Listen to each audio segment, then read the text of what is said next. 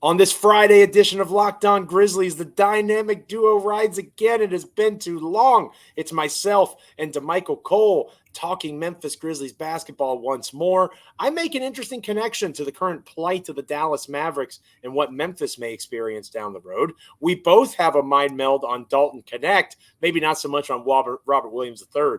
Damichael will probably yell at me at some point on this episode. And we'll close out talking about how Memphis and other teams may try to copy Boston on the wake of them clinching an NBA championship. Let's lock in.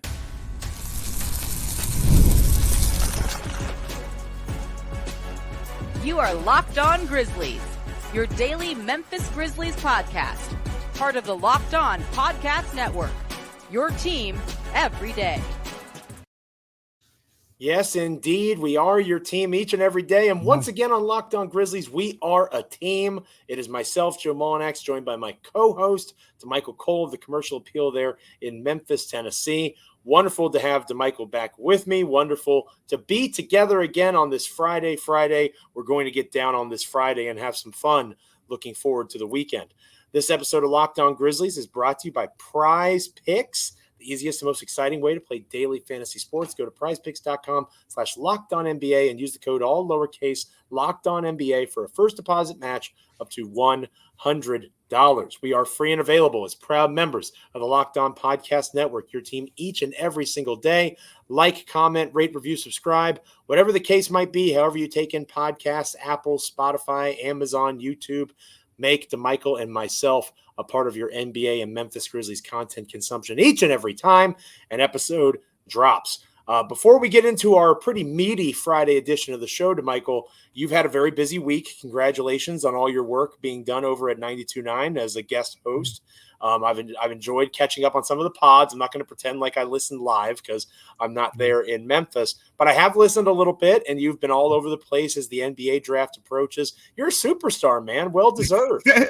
They're throwing a lot at me at this time of the year. You know, I mean, but it's fun, right? You know, this time of the year, like we're not covering games and stuff like that, but you know, I take pride in the work that I do around this time of the year. You know, whether it's with the prospects, whether it's just trying to gather what's going on around the team. You know, the Grizzlies are a very private group. Like more so, if you've been following the NBA just as a whole, you'll see teams like the Pacers, the Blazers, several other teams like they will show you who's working out in the draft workouts and things like that.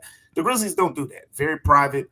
You find out what you find out. You know what you know, and you know this time of the year, people want to know what I know. So yeah.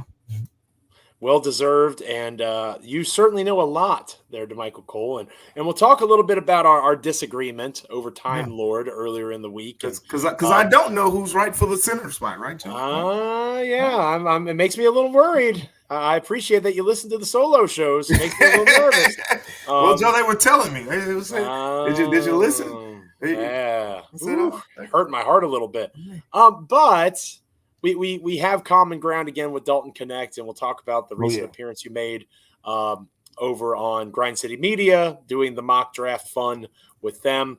Well, we have a loaded show today, and we're going to jump right in talking about, and I'm going to probably ruin this for a lot of people, Ether, right? Like that's the name of the song. Like that's the it, beats that's it, you put. Yeah. See, I know Nas, some that's things. the Nas diss. Nas Ether, yeah. So Brian Windhorst ethered Luka Doncic, and if you're an NBA fan, you've probably heard the rant by now. I have lots. It gave me flashbacks to Stephen A. Kwame Brown. Do you remember that? Yeah. His hands are too small. He can't dribble. He can't. It's another Ether, yeah.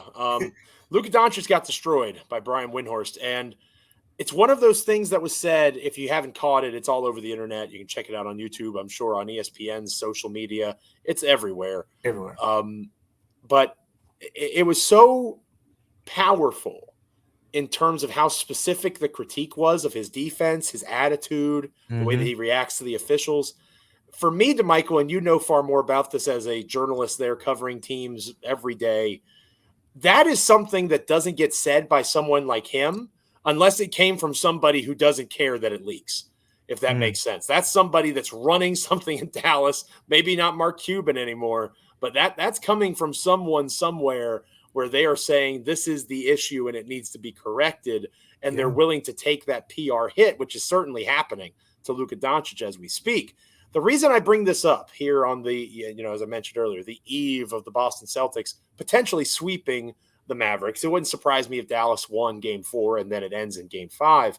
But on the brink of the season ending for both teams, one with a championship and one without a championship, I couldn't help but make the connection to Memphis because John Morant, every once in a while on and off the court, has blamed others for what's going on in his career and in his life. And Jaren Jackson Jr. has had silly foul issues. And I couldn't help but watch the end of that game, Damichael, the end of that Game 3, and see Luka foul out with 4 minutes to go.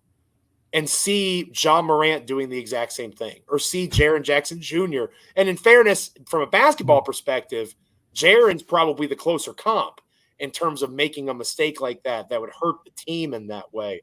So the Grizzlies' key players are the exact same age group as Luka Doncic, and they don't have the professional experience. Luka was a pro when he was 16 years old. Where are you at with this idea that I'm having? Obviously, if they make the NBA Finals, who gives a crap, right? Like they're in the NBA Finals. Dallas has never been there. Yeah. Memphis has literally never been there before. So there's a layer to that I think is different from the Mavs. But I look at what happened with Luka, and I don't say, oh, well, thank goodness that'll never happen to the Grizzlies. In my eyes, that could very easily happen to the Grizzlies if they're in that spot next season. Yeah, it can. But I think if that happens to the Grizzlies, I don't think it's the worst thing in the world. I don't. It means, one, you had a really successful season. It's probably going to mean the future is very bright because a lot of these guys are very young. It's not a Dallas situation where you're primarily relying on one guy right now for the foreseeable future. Kyrie is around for the time being and whatnot. But the situation in Memphis is a little bit different. So you'll have that, okay, we're right where we need to be. Just a couple little kinks here and there. I think that's kind of where I'm at with it. Like the Grizzlies, for one thing, like just basketball wise, I've said for a while, I think I said it before this series started, they're not far off from Dallas. Dallas roster, I don't look at Dallas roster and say, oh crap, like that's a force that's going to scare me for the next 7 years. Luka is the only one. That he is literally the only guy. Yeah, beyond that, I agree with you completely. I would have zero. If you were asking me to predict top teams in the West next season right now, I would have the Grizzlies over the Mavs. I tried not to say that throughout this playoff run for them because everyone is going to use their recency bias and they're high on the Mavs while they're beating the Timberwolves and OKC and all that. But I'm looking at John Morant, Desmond Bain, Jaren Jackson Jr. opposed to Kyrie, Luka, and pray for a third player to have a good game core. Like, give me the team with the three guys who consistently turn out 20 points every game. The difference is, Dallas.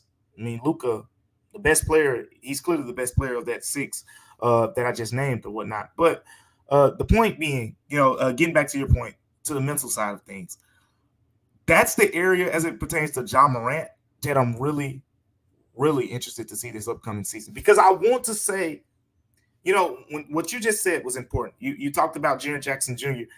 Being more of the equivalent from the foul standpoint. I don't want to put words in your mouth, but that's, to me, if Jaren's more of the equivalent to the foul standpoint, what we've seen in the past, John Morant is more of the equivalent for having the mental lapses. Correct. Yeah, exactly. So, and when I say that, I'm talking technical fouls. You've been watching the Grizzlies. Right. Do you remember the season with not really the stuff off the court at all? Yeah. I'm referencing on-court mental lapses. The rotation stuff. Luka Doncic being blown by defensively at a historic rate. I like John Morant's athleticism. I think he's giving more effort on the defensive end. If you replace Luka Doncic's name with John Morant in the year 2024 with 2025, I wouldn't be surprised at all next season. Yeah, I mean, we saw it in that Lakers series, right? Remember down the stretch of the game, Xavier Tillman, Desmond Bain, Dylan Brooks, and Jaren Jackson Jr., they all were switching everything. When LeBron James came in John Morant's direction, they hedged it. They basically were saying he's clearly going at Ja. He wants that mismatch. The Grizzlies weren't letting it happen. It was very obvious that Taylor Jenkins at that time was like, look, Me and you were talking about it. Why wasn't Luke Kennard playing? Couldn't have two guys on the court who you would consider kind of like big defensive weaknesses from that standpoint. And the playoffs exposes those things. The regular season, you don't see it as much. Playoffs, teams, the margin of error is so small, you're attacking those things. I wouldn't say I'm worried because that's a couple steps up the ladder for me. Like, I'm worried about if they're going to get out the second round next year. That's what I'm worried about. If this team is going to shoot well enough, if the bigs that they get are going to be good enough to battle Zubac, to battle Rudy Gobert, to battle Jokic. Like, all the West teams got their guys. Yeah. Who's your guy? Because if you don't have your guy, we saw it in the first round. Anthony Davis, 34-14 and stuff like that. And you're going to be gone. So I'm worried, can they get past the second round? And then, once that happens, we'll cross that bridge. But it's definitely something to think about. But it's a couple steps up the ladder. Right now, they need to check off a couple points before that. And to your point, if we're talking about the Memphis Grizzlies in the NBA Finals next year, that means they nailed the offseason.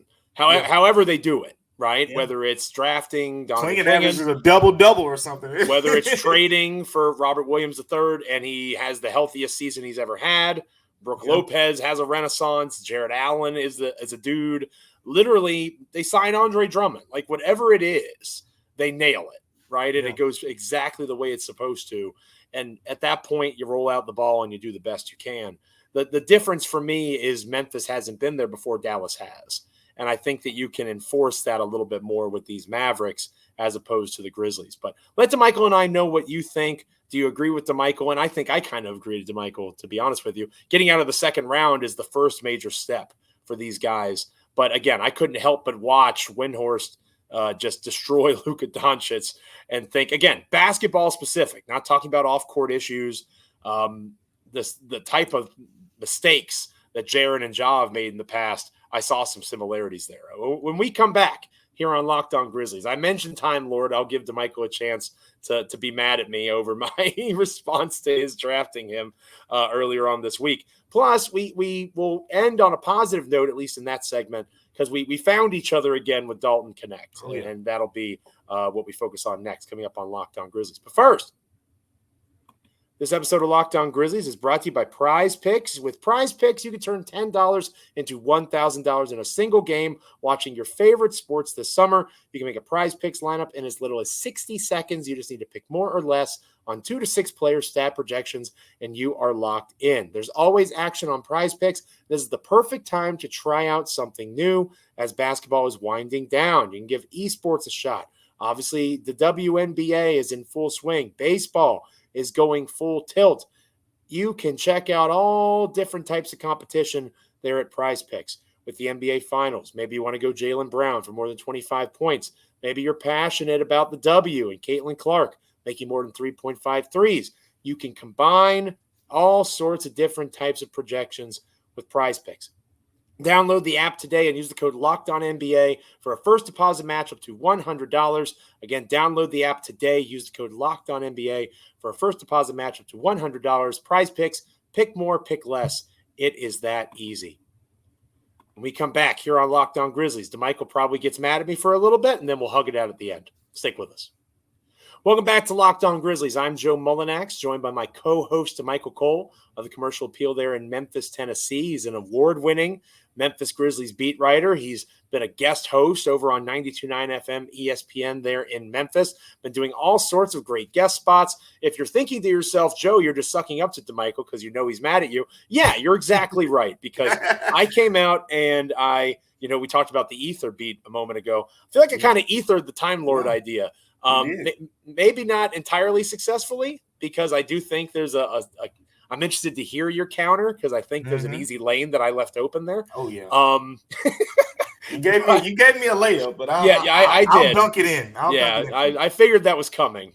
So I'll stop killing the lead, and like I said, we'll end hugging it out with Dalton Knecht. But your response to my Time Lord disdain. Yeah. See.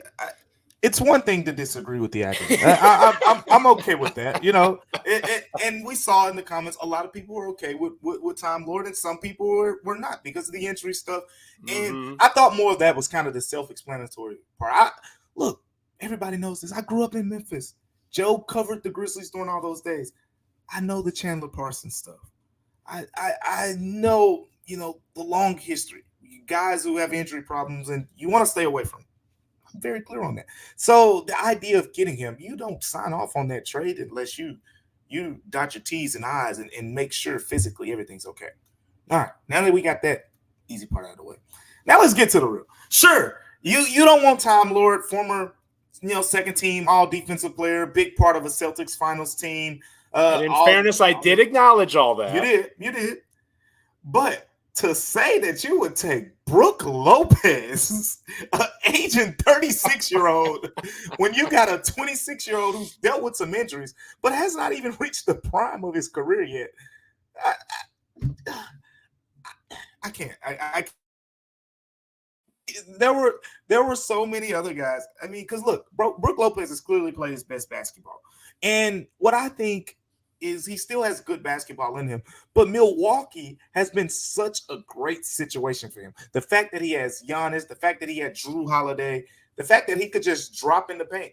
And if you listen to Mike Richmond and me talk Locked on the podcast, how Mike sold me was you're not getting Robert Williams to be an 82-game player. You want him for those 16 wins in the playoffs. You're still going to get Donovan Clingan. Still going to have Brandon Clark. Robert Williams can change games defensively as well as either of those guys, and potentially even better. I mean, I'm thinking of the idea of having Robert Williams and Jaren Jackson Jr. in my front court, and everything that teams throw at the rim just gets swatted into the fourth row. That's what I'm thinking about. So with all that being said, Brook Lopez, he's gotten played off of the floor. The last couple times I've seen him in the playoffs. Like, it's even in that series when they won the championship, it was Bobby Portis down the stretch because Chris Paul and Devin Booker were pick and roll, and they're playing that drop coverage, and they're cooking them. When we get to the playoffs, we saw it with Steven Adams already. I want a guy who's going to be in the game, impact the game, and that's what I'm thinking of with Robert Williams more so than a Brook Lopez. He doesn't even fit the timeline, Joe. He's 36. Like, what? Does Marcus Smart fit the timeline? Yeah, I think he just turned 30. He's fine. I think that you make a fair point, and I think that going back and listening to that episode, that is the reason you do this trade. If you do it, is the Grizzlies as they are currently constructed should win 46 to 48 games. Yeah. You add a Donovan Clingan, in my opinion, and I don't want to speak for you. Yeah. I think that adds a couple more wins. For sure. Because you have a legitimate big who does a lot of the things that makes this team click. If you watch enough Memphis Grizzlies basketball, especially when Steven Adams was on the floor, you watch Clingan tape, you know it to be true. They are very similar players at a cheaper cost. It makes all the sense in the world. Robert Williams is somebody that, to your point, you would not need until the playoffs. And look at the NBA Finals, for example, going back to our example that we talked about earlier in the show. Mm-hmm. If Memphis is fortunate enough to be there, game one's on a Thursday, game two's on a Sunday. Game three's on a Wednesday, right? Like there is no concern about being burnt out. If Robert Williams doesn't play until the playoffs and he's just that X factor for you, I could see that conversation. I think that is a good selling point. But yeah, that was the layup. Yeah, I realized listening back, I probably could have thought of somebody better than Brook Lopez. I was focused on not giving up the draft pick. That was my focus, but that it wasn't the best choice. I will acknowledge that. A good choice that both of us made recently. I did an episode about Dalton Knecht. You recently, you brought up your appearance there on Grind City Media with Kelsey Wright. She's great for the Grizzlies, and you're doing the mock draft with Grind City Media's draft coverage. You represented Memphis. I know a thing or two back in the day doing mock drafts and representing the Grizzlies. You did a good job taking Dalton Knecht the way the board shaked out. I would have done the exact same thing, and I think that this is where we come back together, my friend. It sounds like, and again, I don't want to put words in your mouth. I know you like Ware out of Indiana. If Clingan is not there, and you said this to Kelsey, you're not looking for projects. You want guys that can produce right now. Yeah. And Knecht is that guy at that point. There literally is nobody else, in my opinion, that combines that ability to produce now with what Memphis needs and scoring like a Dalton Knecht. In the words of the great Joe Mullinax, are we trying to win a championship or not? If you're trying to win a championship, T-shirts made. You need to get T-shirts made for that one. If you're trying to win a championship, you go get a 3-point shooter who's ready to play in playoffs. And I'm going to take it another step further. Ooh. I mean, why am I going to say this? People are going to overreact. Go for it. I don't care. Whatever. Dalton Knecht, the way that his profile projects, if he turns into the type of player that I think he can be, he'll be probably more capable of knocking down playoff 3-pointers than Luke Kennard. Oh, well, that's not. I agree with that completely. I support that. That's not too wild, right? Because when did Kennard was a lottery pick, wasn't he? Like 14th. Yeah, like he went late. He went late lottery, 14. Yeah. Mm-hmm. I think that's actually. I think he's a better Kennard. Like I would be okay with him being the Luke replacement long term. Yeah, I'm talking about the younger version. I think long term, but we're talking about the right now. I think next season in the playoffs, when teams, because Luke Kennard said it himself, like in so many words. Every time I ask him, like, Luke, why aren't you able to get too many 3-pointers off this game, that game? I got to be more physical. He knows what he has to do. But when I hear a player say something so many times and it's over the course of multiple seasons, it's a weakness at that point.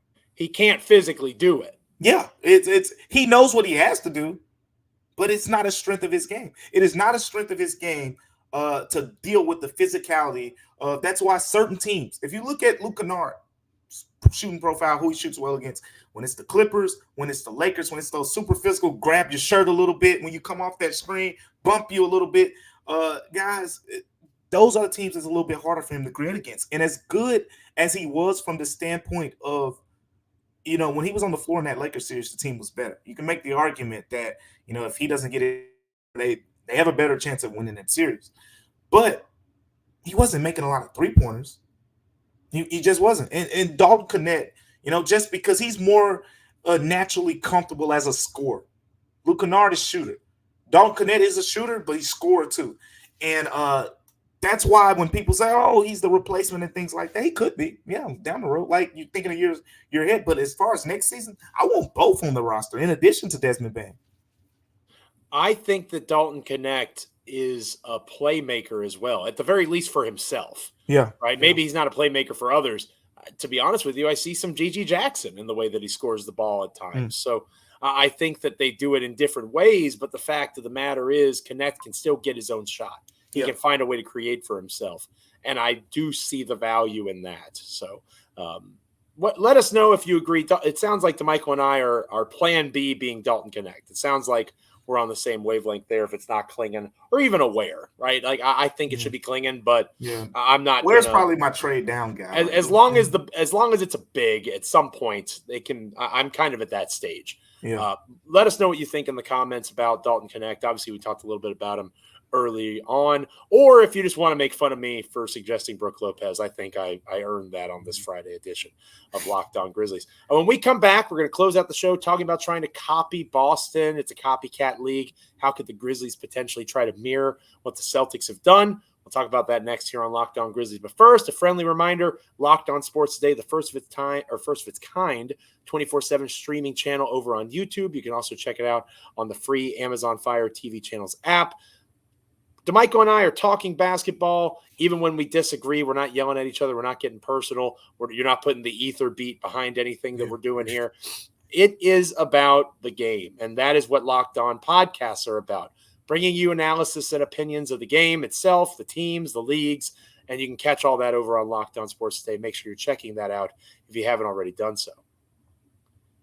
This episode of Locked On Grizzlies is brought to you by LinkedIn and LinkedIn Jobs in particular. When you're hiring for small business, you want to find quality professionals that are right for the role. That's why you have to check out LinkedIn Jobs, which has the tools to help you find the right professionals for your team faster and for free. It's not just another job board. They have a vast network of more than 1 billion professionals over at LinkedIn, which makes it the best place to hire. It gives you access to professionals you can't find anywhere else, and LinkedIn does all of that while making the process easy as well as intuitive. Hiring is easy when you have that many quality candidates. So easy, in fact, that 86% of small businesses get a qualified candidate within 24 hours. LinkedIn knows that small businesses are wearing a ton of hats right now, and you may not have the time or the resources to hire. Let LinkedIn get it done for you. Post your job for free at linkedin.com/lockedonnba. That's linkedin.com/lockedonnba to post your job for free. Terms and conditions apply.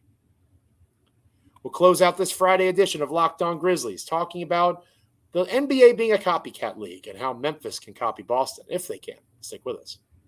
Welcome back to Locked On Grizzlies. I am Joe Mullinax, joined by my co-host, Damichael Cole of the Commercial Appeal there in Memphis, Tennessee. It's been a blast of an episode. We've laughed, we've cried, we've hugged it out with Dalton Knecht. Yeah, and now full circle episode, yeah. We bring it full circle. We started off talking about the Dallas Mavericks, how Memphis could potentially mirror some of the mistakes of Luka Doncic in the future and whether or not that matters. I think it's fair to say that it's possible that the John Jaren encounter some of the same kind of on-court flubs, but at the same time, if Memphis is in the finals, I don't know how many of us will be complaining. The Celtics are the team that is on the cusp of getting their 18th banner, which I think will make them the highest ranked champion in the NBA. I think the Lakers have 17 championships, and this will be Boston's 18th, more than likely, right? It's not over quite yet, but for all intents and purposes, for all intents and purposes, it's over. It's hard to imagine this Boston Celtics team losing 4 times in a row to anybody, much less this Dallas Mavericks team. I am curious, Damichael, we've talked about being patient before. Nobody in Memphis, except for maybe Jaren, right? I think every once in a while you hear rumblings about trading away Jaren, and I don't think anybody really takes that idea fully seriously. The idea of trading away Jaylen Brown was a very serious idea a couple of years ago, and that didn't happen, and obviously the Celtics are reaping the benefits. So aside from the idea of patience with a core that is still relatively young, what do you think the Grizzlies can take away from this Boston Celtics run? Maybe not to copy, but to try to emulate, since this is a league where people look at what's working now and they try to model themselves off of that, whether it's the short term or whether it's the long term. Like, you can make an argument the Memphis Grizzlies franchise the last 5 years have modeled themselves after the long-term success of franchises like the Spurs and the Bucks. Joe, what if I told you the Grizzlies are already emulating a lot of the things that Boston do? Yeah, I would agree with that. They already are. Boston led the NBA this past season by a wide margin. 43-point attempts per game. Close to almost 2 more attempts than the next closest team. It was something that was noticeable. And, I mean, we just saw a game where they missed 29 3-pointers, but they still made 17 because they took 46. Boston loves to chunk 3-pointers. You know a team that finished in the top 5 in 3-point attempts this past season? The Memphis Grizzlies. Memphis Grizzlies. They're the top 5. Should they be anywhere near the top 5? No. Oh, no. They shouldn't be anywhere near the top 5. If they keep Luke Kennard and get Dalton Knecht and still have Desmond Bain, maybe we can talk Put them about in the top 2 at that point. But right now, the ideas are there. Xavier Tillman Sr. played in Game 3 of the playoffs for Boston Celtics. Big impact. I think he played 11 minutes, was +9, knocked down a 3-pointer, had 2 blocks. He made a nail in the coffin corner 3. Yeah. Do you know why they put Xavier Tillman Sr. in the game? Tell me, Damichael. In the words of Joe Mazzulla, because 1, he played against the Mavericks a lot. Duh. 2, he played in a similar defensive scheme as Joe Mazzulla said himself. Basically, the switch part of it. The Celtics wear you down defensively. They can switch, a lot of switchable guys. We talked about this at the early in the show a little bit with Xavier Tillman, Jaren Jackson Jr., Dylan Brooks, and Desmond Bain used to be in the game. The only guy that they would hedge was Ja, and then the other 4 were just switching everything. And what it does, offense, you can run the cutest, prettiest play in the world, but if they're just switching everything, it's going to come down to you either having to take advantage of a mismatch or you're just going to have to isolate against someone and try to get a dribble drive scoring opportunity. That's what those type of defenses do. But at the same time, you have to have multi-positional defensive caliber players. Then there's one more thing. This one everybody ain't going to like as much. The first 2, everybody's like, yeah, tell me more, Damichael. Y'all ain't going to like this one as much. The Grizzlies actually like the idea of Jaren Jackson Jr. playing the 5. A la how Boston has went away. Remember, we were just talking about the 2022. Well, we're talking about Robert Williams, and I went back and watched some of that. Robert Williams in 2022, and they did a lot of Robert Williams, Al Horford pairings in that playoff series against Golden State. You don't see that in this series. Those wings are playing, and it's Porzingis, or it's Horford, or it's Tillman. It's been Luke Cornett in small dosages. You'll even see Jason Tatum play the 5. Yeah. They ain't playing about that. The point is, the Grizzlies have similar ideas. I know the idea with the big, yes, they want a big, but I've never said that big is going to be the the fifth starter. It could be, another forward. It could be someone who's already on the team. It could be a big, but the point is they like the idea of Jaren Jackson Jr. starting. That's why it has not been completely dismissed as to that, Jaren's moving back to power forward. We have not heard that. That's not the case. It depends on how the draft works out, who they get, free agency, how all that works out. But the Grizzlies are okay with the idea of Jaren starting the season as a starting center. So the point is, as I wrap this up, Joe, they have a lot of similarities with Boston. One of the biggest difference being that they have an actual true point guard in Ja Morant. That's a big difference because the point guard is your general, and that's why the Grizzlies offense looks a lot different. But stylistically, they have a switch-heavy defensive scheme. They want to get up a lot of three-point attempts, and they like the idea of being able to go 5 out for a large part of the game. So they have some of that, but the difference is execution. Grizzlies got to make some changes around the roster to be able to play that style. If you want to be top 5 in three-point attempts per game, you better get you for like that team. Jason Tatum's 37%. Drew Holiday and Derek White are over 40. Kristaps Porzingis, just shot great from three-point range this year. Jaylen Brown had a down year, and he still was at 35, 36%. So you just got to have the horses for it. Got to have the horses. It's funny how that works. If you have really good players, you're usually really good. That's strange. But in the nuts and bolts of the game, like the reason that the Celtics are in a position to possibly sweep the Mavericks is the scheme and the X's and O's and the way that they're executing. Yeah. That is very much the case. I do get a kick out of the point that you're making here. If Memphis does go on a run, they make the Western Conference Finals, maybe they do, heaven forbid, make the NBA Finals. Someone's going to write a think piece how the Memphis Grizzlies are trying to be like the Celtics. And you heard it here first on Locked On Grizzlies, folks. They're already a lot like the Celtics as we stand right now. And it's going to be fascinating to watch how that continues to evolve going into a pretty important season in Memphis for Taylor Jenkins, the head coach, Ja Morant, the superstar, Zach Kleiman, the GM, and everybody associated with the Memphis Grizzlies franchise. Thank you guys so much for being with us on this episode of Locked On Grizzlies. Again, it's so good for both of us to be back together again. Damichael, let's do it again on Monday's edition of the show.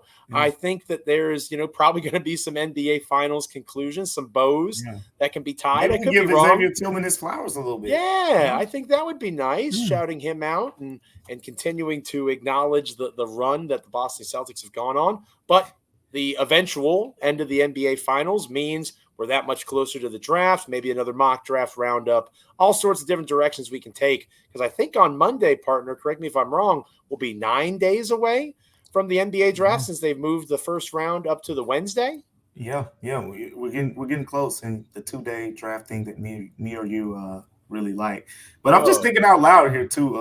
Going back to Tillman, one of us maybe will look this up, or maybe one of the Locked On viewers will tell us this, but it's happened a few times where guys immediately leave the Grizzlies and go win championships. There's a running list here. It's not just a Marc Gasol is the biggest one. That's the big happened one. Numerous times. we got to figure out how many times that's happened. It's kind of starting to. It's a good luck charm type thing or something, Yeah, it's a good idea. I like that. That's a good vibe, and that's a good reason to be with us on Monday for Locked On Grizzlies. Make sure you're liking, commenting, rating, reviewing, subscribing, however you get podcasts at Apple, Amazon, Spotify, YouTube. Make us a part of your NBA and Memphis Grizzlies content consumption each and every time an episode drops. The draft is upcoming, free agency after that. The dog days of the NBA summer aren't here just yet. There's plenty of great things to discuss, and hopefully you'll be with us each and every time an episode of Locked On Grizzlies drops. Make sure you're checking out Locked On NBA. Make sure you're checking out Locked On Sports Today over on YouTube and Amazon Fire. And most importantly, shout out to all the dads out there, right? Happy Father's Day to Shout out all to the the dads dads. out there. Happy Father's Day, Joe Mullinax. No, I appreciate that. Thank you. Being a dad is one of the very best things that's ever happened to me. It's also one of the very worst things. I'll get to sleep again one of these days. One of these days, I'll get to Damichael Cole sweeps until 10 o'clock every morning. Yeah. He doesn't know what it is to wake I up don't at set 6 alarms a.m. around here. Yeah, He doesn't know what it is to wake up at 6 a.m. on a Saturday. But one day you will, partner. Ooh, One day you will. One day. But again, I wouldn't trade it for anything. I'm going to enjoy my weekend, and I hope everybody out there does as well. For Damichael, I'm Joe. Stay locked in. Again, Amazon, Apple, YouTube, Spotify, wherever you get podcasts. Enjoy your Father's Day weekend, and we will catch you back here Monday on Locked On Grizzlies.